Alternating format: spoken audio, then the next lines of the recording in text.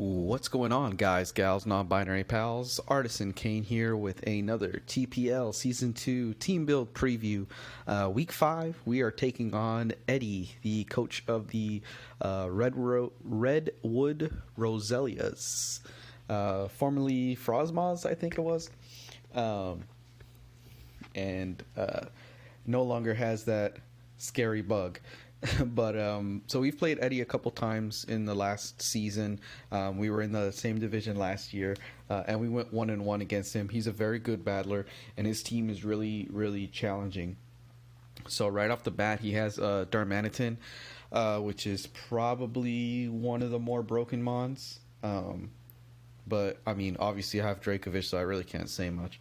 But Darmanitan with Guerrilla Tactics is basically a built-in choice band, and then you can like put a scarf on it and make it really annoying to deal with. There is also the regular Darmanitan he can run with, the fire mon with sheer force. So it'll be interesting to see which Darmanitan he brings. Next is Slurpuff. Slurpuff is very tricky to deal with because it has so many options with what it can do. It can run Calm Mind sets. It can run belly drum, like a sub belly drum type of set. It has access to Unburden, so it doubles its speed once that item is popped. All kinds of different stuff. Cotton Guard, increasing its defense by 3 stages. So just a whole bunch of different things that Slurpuff can do. Decent move pool besides the Fairy Stab. It has things like Energy Ball, Drain Punch that it can hit depending, and so it can actually run both physical, possibly either physical or special. So it's kind of really hard to predict. Also, it could just be a utility mon if he wants it to. It can pass wishes, it can set up a sticky web, stuff like that. So really difficult to try to predict what he's going for here. Next is Meowstic, Prankstermon. Meowstic can do dual screens, get off thunder waves, things like that can really cripple my team. Like Dracovish really can't be taking a thunder wave, and in some previous matchups that's how some of my opponents have tried to counter Dracovish. Same with sticky web. It's a good way to try to counter Dracovish, so it's not getting that extra speed from the choice scarf. That way Fish's Rend isn't as strong. So it's something we got to be anticipating the possibility of. Next is Blissey. Blissey being the humongous special wall. Really no special attacker on my team can come in and take that on, especially with that seismic toss that it has. Seismic toss can really hurt a lot of the team. It basically 3-hit KOs just about everyone, with everyone being at level 50 in the format that we're playing. Zoroark is very annoying because it's not immediately clear what mon actually is coming to the field. I definitely anticipate seeing Zoroark in this matchup because of that. It's because it's difficult to try to predict. After a move or two, you can kind of figure out what he's going for. If it's like running a nasty plot, or based on the moves it uses, it becomes obvious. But if it's something that's a little bit more hidden, it's hard to predict. It's hard to figure out what you want to switch in and out of based on that. Next, we have Deblade. Deblade is a super bulky mon after the Eviolite that it's generally carrying. Very high defense stat, so we have to be aware of that. So we either want to knock off the Eviolite, or just do something to make sure that it's not as annoying as it could be. Definitely want to make sure we're attacking from our special attackers for Dual Blade. And then finally, he's got Lantern. Lantern has access to Water Absorb, which I definitely anticipate him bringing. It's a pretty good counter to Dracovish, so we can't just mindlessly click Fish's Rend towards the end of the game unless Lantern is already taken out. But we can also try to outpredict that if we anticipate a lantern switching. We can try to hit it with an earthquake or something like that, to do some solid damage to try to get that wall out of the way. So that's his team. Obviously, like I said, with the hazard control, he's got potential for putting up webs, Blissey, potential for rocks. He doesn't really have any hazard removal, which is a really good thing. So we want to try to take advantage of that. If we can put up some T-spikes, something like that, that'll really, really hurt a lot of his team. If we could get 2 layers, even better. He's got a lot of mons that have the potential to set up, and we don't want to have that happen, especially like the Slurpuff, like we mentioned before. If we can toxic poison that Slurpuff, that's awesome, because it's not going to be able to continue to set up calm minds or get off the big belly drum or wish or whatever. It's not going to be able to live if it's got that poison damage that's dealing with. So with that, we'll start looking at my team here. The team we're bringing, first off, we're bringing Dracovish. We're kind of running a classic Mr. Fish setup, Scarf. Again, late game sweet potential after we punch some holes in it. Obviously, the main things that counter it are going to be the Lantern with that water absorb. And we don't do too much damage to some of his mons if that reflect goes up from the Meowstic. So we have to be aware of that going into the game. We also are running Psychic Fang this week, and that is primarily to deal with screens. We don't really have a mon that uses Brick Break effectively. So I like having the option of the Psychic Fang to be our way to deal with screens. Next up, we've got Primarina. This week we're running a Assault Vest set. Flip turn, Moonblast, Energy Ball, Shadow Ball. So Moonblast is basically hitting everything outside of the blade pretty hard. Our flip turn's going to be there for the momentum. If we anticipated the blade switch in, we can either flip turn out, or we can just click Shadow Ball and do some decent chip damage. Because the blade's special defense isn't that great, even after the Eviolite. We can get off like a free Shadow Ball, just do some chunk damage, and then the next play flip turn out. So that's pretty interesting to deal with. I do like Assault Vest because we're able to take a lot of things coming from like the Slurpuff if it is a sub Calm Mind set. And it's boosting its special attack. We're going to be able to take, energy balls decently. Obviously, we don't want to be in a position where we're taking we're not switching into it. But it is a good thing to know that we can take a non-stab energy ball from the Slurpuff. We also only take about half damage from Darmanitan. If it's Galarian Darmanitan running the Choice Scarf, Guerrilla Tactics, and if it's like doing like a Earthquake, we only take about half damage from the Earthquake. So that's good to know.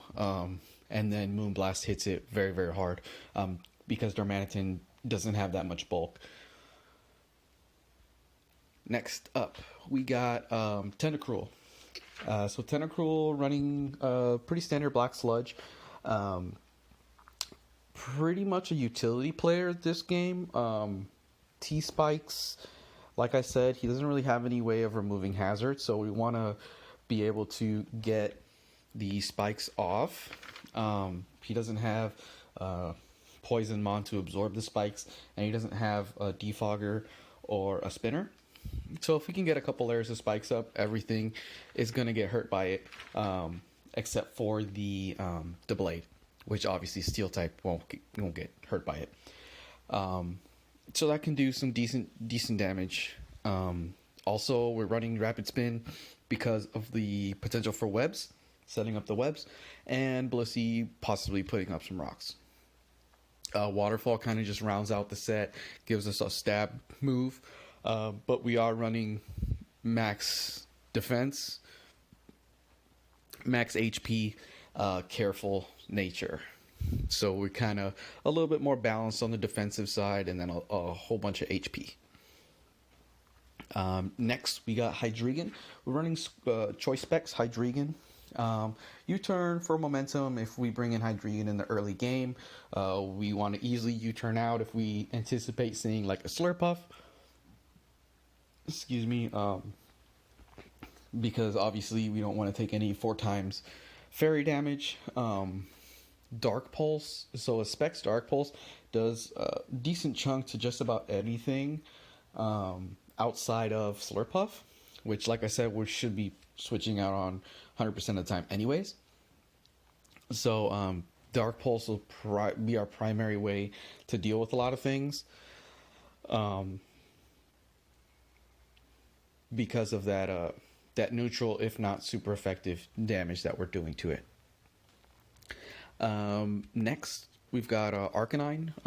So I have been running a very defensive Arcanine, but I don't want to get too predictable and be bringing that every week. So for that reason, we are bringing a Choice Band set Arcanine. Choice Band E-Speed is super, super cool, especially if it is if we can come in on something that is boosted, like the Choice Scarfed Darmanitan, or the Unburdened Slurpuff. If Slurpuff is already chipped down and we run our calcs and we see that an extreme speed might be able to take it out, then that's awesome. We can come in, get off the Intimidate, get off an extreme speed, and take it out. Obviously, we don't want to be using that extreme speed against the Blade, but otherwise, that gives us a really, really good option. We are running Flare Blitz, obviously, because it's our primary stab move. It does a lot of damage to just about everything. His Blissey doesn't really take any of these attacks well, because it's just the special wall. And even his physical wall of the Blade doesn't take any of these well either. Now, on that 4th slot, we are running Toxic. Primary reason for that is if we can come in on something and get a Toxic off. If the T-Spikes don't go up for any reason, we have that Toxic option. And the Toxic also kind of bluffs the set that we're running. The Toxic, there's generally, we don't see a move like Toxic on a choice set. So it kind of bluffs what we're doing, and it can be crucial in the late game if he doesn't really anticipate what we're doing and he doesn't anticipate the banded E-Speed damage output. And then finally, we're running Vanillux. Vanillux can be really crucial in this game, and I think running this Autotomize set is really, really cool. Life Orb, Snow Warning, Autotomize. If we can get in on something and get off one Autotomize, then we can basically outspeed everything, including the Unburdened Slurpuff, even if it's Jolly, and we definitely outspeed Scarf Darmanitan. So the only thing is we want to make sure that we have taken care of Blissey before Vanillux comes in, because Vanillux is such a dedicated special attacker. Blissey hard walls us. The same can be said for Lantern, besides the Freeze Dry. So if we're like Dynamax, for example, the Hailstorm isn't going to do the same thing that the Freeze Dry does. So if we are Dynamax, then, the Lantern can come in, and I think it only takes like 30%, something like that, with the potential for it, getting off different heal bells and stuff to try to help its team out, etc., etc. Volt switching in and out, that kind of annoying deal. But I really do like the Life Orb set on Vanillux. It's got a lot of potential to hit everything really hard. And I think once that Blissey is dealt with, after one Autotomize, we have the potential to have a Vanillux sweep. The Hail is really cool because it means that it can break sashes, all that kind of stuff. So I think Vanillux has the potential to be really good in this game. So we'll see how it ends up working out. Obviously, mons like Dracovish can, sweep late game, but I don't want to be boring and just try to, try to put Dracovic in a position every week to try to be the main guy. Want to get some highlights on the rest of the team. So I'm really excited for this matchup. Like I said, I've played Eddy a couple times in the last few months, or several months at this point. So I'm very excited. He's a very good battler. I think we've both gotten better here in the last few months that we've participated in the league. So it's really exciting to get to play him here week 5. Just a side note, week 4, unfortunately, my computer